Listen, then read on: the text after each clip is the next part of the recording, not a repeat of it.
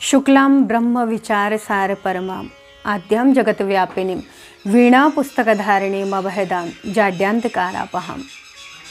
माँ सरस्वती का प्रकटोत्सव वसंत पंचमी, जिसे हम श्री पंचमी, माँ सरस्वती का जन्म दिवस, कलाकारों का पूजनीय दिवस भी कहते हैं। माघ मास की शुक्ल पक्ष की पंचमी तिथि को मनाया जाने वाला यह पर्व, जिसमें विद्या, शिक्षा, साक्षरता, गुण, संगीत, कला, सौंदर्य, उत्साह, उमंग, उल्लास, संकल्प और दिव्यता का पर्व, जिनका अजस्त स्रोत बहता है और इसका लाभ मानवता को प्राप्त होता है। वसंत पंचमी, जिसके साथ में बहुत सारी प्रेरणाएं जुड़ी हुई हैं, बहुत सारी विशेषताएं जुड़ी हुई हैं। ये वसंत पंचमी, जिस दिन माँ सरस्वती का प्रकटन हुआ, माँ सरस्वती के सानिध्य में ये संसार विद्या और ज्ञान से समृद्ध हुआ। वसंत पंचमी, जिस दिन माँ वागीश्वरी ने इस संसार को वाणी प्रदान करी और वाणी के प्रवाह से संपूर्ण सृष्टि में एक मधुर गुंजार जो है वो व्याप्त हुआ। वसंत पंचमी, जिस दिन माँ सरस्वती ने लिपि को जन्म दिया और हमारी वाणी के सार्थक संकेतों को हमने जिसके माध्यम से ग्रंथों में संरक्षित किया और आज तक उसका लाभ उठा रहे हैं। वसंत पंचमी, जिस दिन 5 ऋतुओं ने अपना 5 दिन देकर ऋतुराज वसंत का निर्माण किया।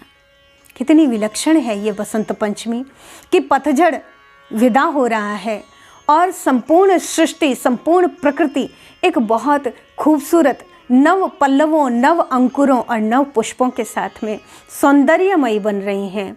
ये सौंदर्य हम सबको भी एक उमंग, एक उल्लास प्रदान करता है।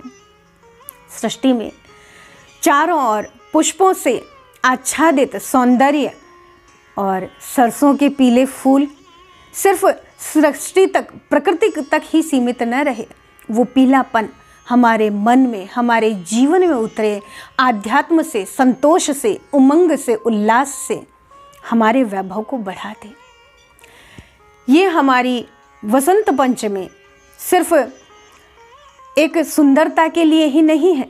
वसंत पंचमी, जिसके विषय में अगर हम इतिहास में जाकर देखें तो हमें पता चलता है, आज के हमारे बच्चे कहते हैं वैलेंटाइन डे मनाएंगे, और ये वैलेंटाइन डे उस शरद ऋतु में जहाँ पर शरीर जकड़न में होता है, बुद्धि भी सुस्त होती है, उस समय मनाया जाता है। और आपको पता है, हमारे भारत के अंदर 6वीं से 7वीं शताब्दी ईसा पूर्व तक हम मदनो उत्सव मनाते थे, जो वसंत पंचमी के दिन ही मनाया जाता था, जिसमें भगवान विष्णु और कामदेव का पूजन किया जाता था। हमारी ये वसंत पंचमी आध्यात्मिक रूप से भी एक संकल्पों का पर्व है और हमारे लिए इसलिए महत्वपूर्ण है क्योंकि इसी वसंत पंचमी के दिन हमारी युग निर्माण योजना का जन्म हुआ था।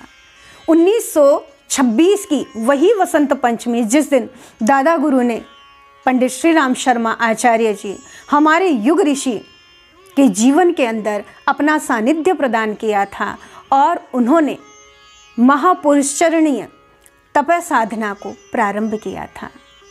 यही वसंत पंचमी का दिन था जिस दिन हम अखंड ज्योति और युग निर्माण योजना दोनों पत्रिकाओं को, इनके प्रवाह को बहते हुए देखते हैं वसंत पंचमी से, जहाँ इनका प्रवाह हमारे सांसारिक तापों को नष्ट करके ज्ञान से हमें अमृत पिलाता है।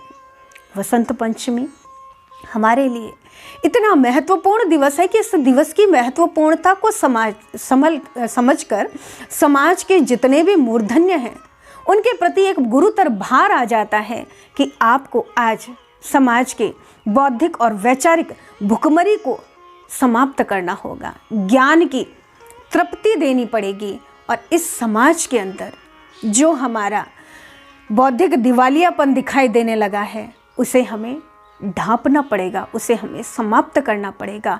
पुनः हमें बौद्धिक रूप से, नैतिक रूप से, सामाजिक रूप से क्रांति करनी होगी और दिव्यता, संतुष्टि, श्रेष्ठता का वैभव सारे समाज को देना पड़ेगा, क्योंकि माँ सरस्वती आज हमसे ये चाहती है कि जिनके पास भी शिक्षा है, जिनके पास भी विद्या है, जिनके पास भी ज्ञान है, अपने तक सीमित मत रखिए, उसे बहा दीजिए, उसे बिखेर दीजिए और सृष्टि को ही नहीं मानवता को भी धन्य करते चले जाइए, क्योंकि इस सृष्टि का मूलतम गूढ़तम जो तत्व है, जो मूल है, वो मनुष्य है।